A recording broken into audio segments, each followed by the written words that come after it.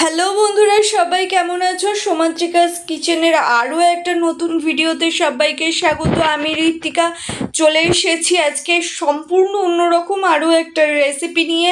আশা করছি সবাই খুব ভালো আছো।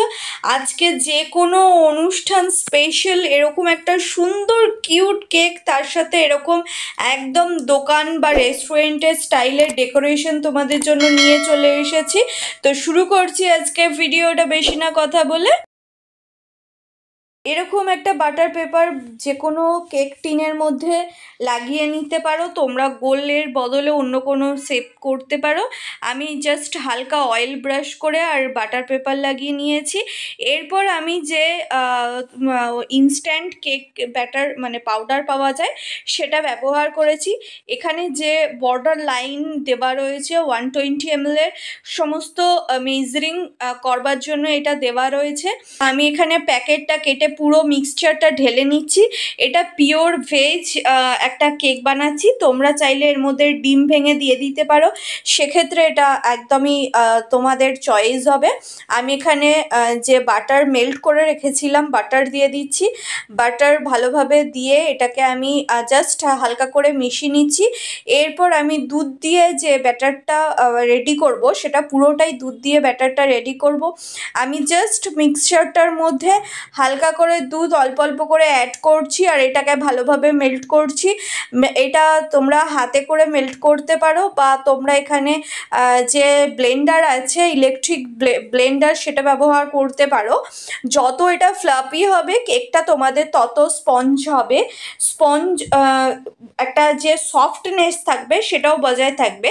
আর যদি তোমাদের না থাকে হ্যান্ড ব্লেন্ডার, তাহলে তোমরা এটাকে ভালোভাবে উইস্কের সাহায্যে অনেকক্ষণ ধরে একদম টাইম মেনটেন করে এটা ভালোভাবে 15 থেকে 20 মিনিট এটাকে ভালো করে ব্লেন্ড করবে। আর একটু বেশিও ব্লেন্ড করতে পারো, ততটাই ফ্লাফি হবে যতটা তোমরা ব্লেন্ড করবে। আমি জাস্ট হালকা মিশিয়ে নেওয়ার পর আমি এটাকে ব্লেন্ড করে নিচ্ছি। আমি এখানে 10 মিনিট ব্লেন্ড করেছি, তো দেখতেই পাচ্ছ এটা আমি নর্মাল ব্লেন্ড করে নিচ্ছি আর একটা স্মুথ ব্যাটার বানিয়ে নিয়েছি যাতে এর মধ্যে কোনো লাম্পস না থাকে সেই জন্য, আর একদম পাউডারটা যাতে না উড়ে যায় সেজন্য আমি জাস্ট দিয়ে হালতে করে আগে মিক্সড করে নিয়ে তারপর ব্লেন্ডার ইউজ করেছি। এটা একদম স্মুথ সিল্কি একটা কনসিস্টেন্সি চলে এসেছে, তোমরা দেখে বুঝতে পারছো।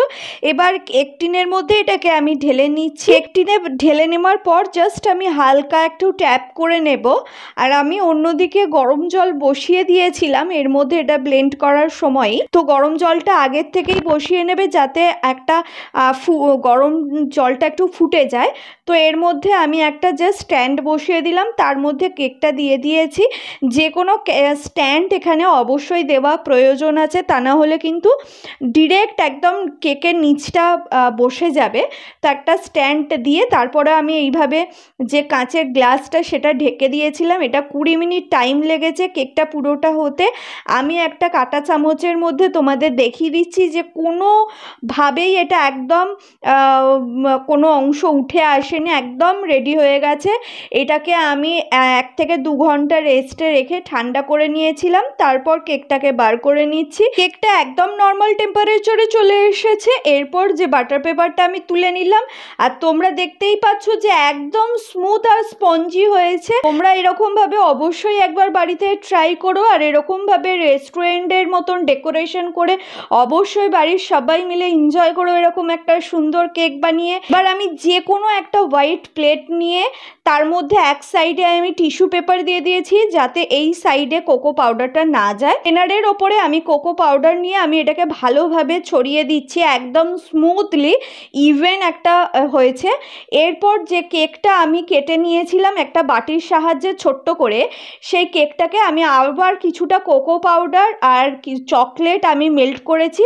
আর মেল্টটা একদম ড্রাই হয়ে গেছিলো সেটা আমি তোমাদের দেখালাম। সেটা একটু দুধ দিয়ে, যে দুধটা বেঁচেছিল সেই দুধটা দিয়ে আমি জাস্ট হালকা একটু সিল্কি স্মুথ করে নিয়েছি, একদম পাতলা না। তো আমি পুরো কেকের ওপরটা ভালোভাবে মিশিয়ে নিলাম।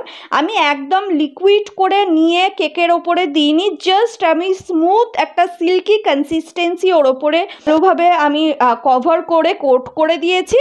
এরপর ওপরে যে ডেকোরেশনটা তোমরা দেখছো এটা কিন্তু একটা বেক করা ময়দা আর ডিম দিয়ে এটা বেক করা। তো দেখতেই পাচ্ছ কতটা সুন্দর দেখতে লাগছে, আর কেকটা একদম রেস্টুরেন্টের মতন দেখতে হয়েছে। জাস্ট আমি একটা স্প্রিঙ্কেল দিয়ে, জাস্ট সিলভার স্প্রিঙ্কেল দিয়ে দিয়েছি। দেখে তোমরা আশা করি বুঝতেই পারছো যে কতটা কিউট আর কতটা সুন্দর হয়েছে।